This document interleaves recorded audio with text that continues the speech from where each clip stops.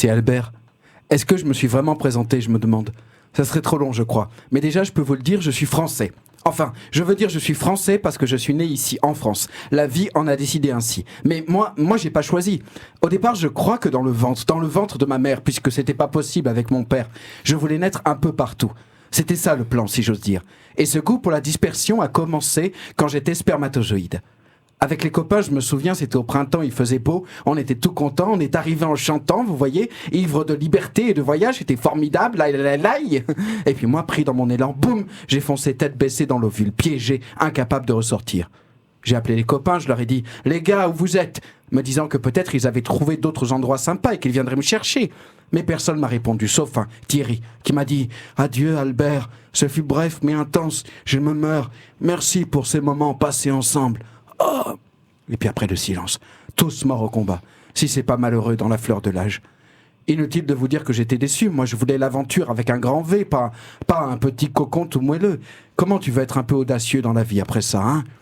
En fait, je crois que le chef d'entreprise, enfin, le concepteur de tout ça, il a décidé de faire ainsi parce que c'est plus pratique, je pense que c'est ça. Bah oui, un bébé en kit, c'est bien, ça peut être intéressant si on est un peu artiste, mais ça peut aussi être compliqué, faut reconnaître, faut bien lire la notice, et alors, si elle est en chinois, je vous dis pas. Et c'est pour ça que ça a été abandonné, je pense. Et puis vous imaginez dans le ventre, les bras, les jambes, la tête qui nage dans tous les sens, se cogne, ou alors plein de mini-Albert, peut-être que ça ferait ça, et qui arrêtent pas de parler, et qui se disputent, et qui se disent « Non, mais tu vas te pousser, oui !» ou « C'est pas du jeu, c'est toujours toi qui dors sur le foie !» Ça prend de la place et ça fait des ordres, faut reconnaître, alors qu'un bébé bien emboîté, ça fait plus propre, plus rangé, c'est bien organisé. Ma foi, on peut comprendre. Mais tu m'étonnes qu'après, on n'arrête pas de t'embêter pour que tu ranges ta chambre. Si on avait permis la dispersion, je me dis, tout ça ne serait peut-être jamais arrivé et le monde aurait été différent. Donc voilà, conclusion, je suis né d'un coup, d'un bloc, d'un seul, sans négociation possible. Et quand je suis sorti, il se trouve que c'était en France. Alors c'est bien, hein. Il y a des beaux paysages, on prend soin de nous, il n'y a pas de famine, il n'y a pas de guerre, enfin on est bien, quoi. Mais moi je suis pas très content, ça m'agace. Pourquoi il faut que tout soit carré ? Moi, j'aurais bien aimé naître un peu partout, oui. Être par-ci, par-là, de ci, de là, être un peu en Argentine, un peu chez les Pygmées, un peu en Italie, un peu à Amsterdam, un peu à Barcelone, un peu à Kyoto, un peu à Aubervilliers, un peu à Tourcoing, quoi, la liberté. Bon, pour les 2 dernières, j'aurais bien voulu une lettre, mais juste un zeste parce que c'est pas palpitant tout de même.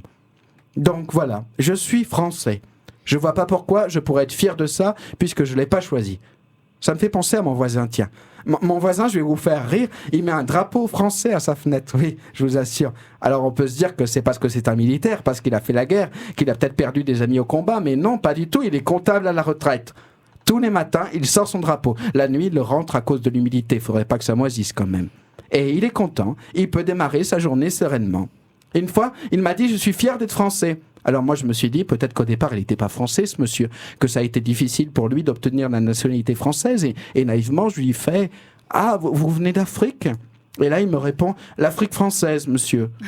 Alors moi j'ai pas trop compris, je me suis dit, c'est sa manière à lui de célébrer la diversité, la francophonie. Je lui ai souri, en plus j'avais mangé une très bonne pâte de coin, et donc j'étais vraiment de bonne humeur. Et là il ajoute « Il y en a assez de la bougnouli ». Alors moi je comprends pas, je me dis pourquoi tout d'un coup il parle de l'Asie, je suis perdu. Et puis après, il dit « et de tous ces nègres ». Alors là, je comprends plus rien, moi. Je crois qu'il parle des gens qui sont noirs, qu'il a francisé le mot espagnol « negro », parce que je me souviens, en espagnol, on dit « negro », mais je sais pas pourquoi ils me disent ça. Et puis je me dis, je croyais qu'il aimait l'Afrique, moi. Bon, je réponds rien. Je regarde un peu ailleurs, parce que je vois qu'il a la bave sur les lèvres, on dirait un chien de combat, et c'est pas très rassurant. Et là, il se met à chanter la Marseillaise. Oui, en bégayant. Oui, je vous ai pas dit, mais il est bègue. Et il a aussi un problème avec les liaisons. Alors il chante « Allons-en enfants de la patrie, le jour de gloire est arrivé. Qu'on contre nous de la tyrannie, les tendards sans sanglants élevés, les tendards sans sanglants élevés. Entendez-vous dans les campagnes mugir ces féroces soldats, da. Moi j'ai trouvé ça très beau vraiment. Hein. Et pour l'accompagner dans son enthousiasme, j'ai poursuivi en chantant. Hein. Ah da sur mon bidet. Ça l'a pas du tout fait rire. J'ai pas compris.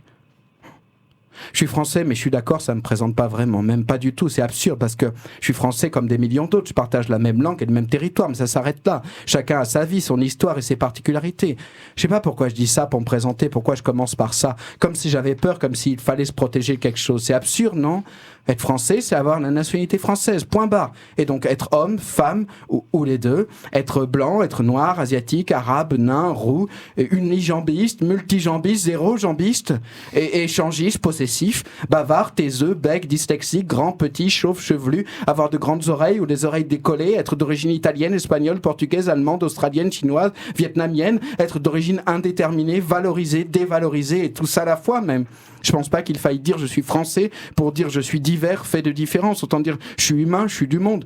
Le problème, c'est que souvent, j'ai remarqué quand on dit je suis français, c'est pas pour dire ça. Au contraire même, c'est pour gommer ces différences comme un coquillage s'accroche à un rocher qui n'existe plus, voire n'a jamais existé. Mais enfin bon, oui, je suis français, c'est vrai. Ça paraît évident, oui, parce que je m'appelle Albert et que je parle français, mais hier j'étais peut-être d'ailleurs et demain aussi. Et comme tout le monde, je bois du café, je mange des abricots, je mets un pyjama en coton et ma tête est un bazar.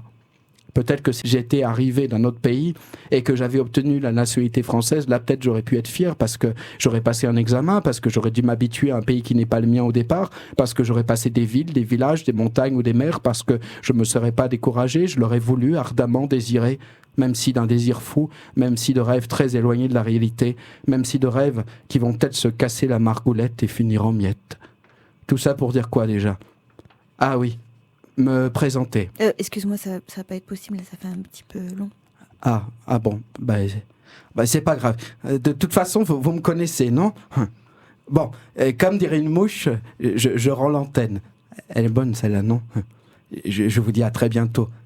C'était Albert.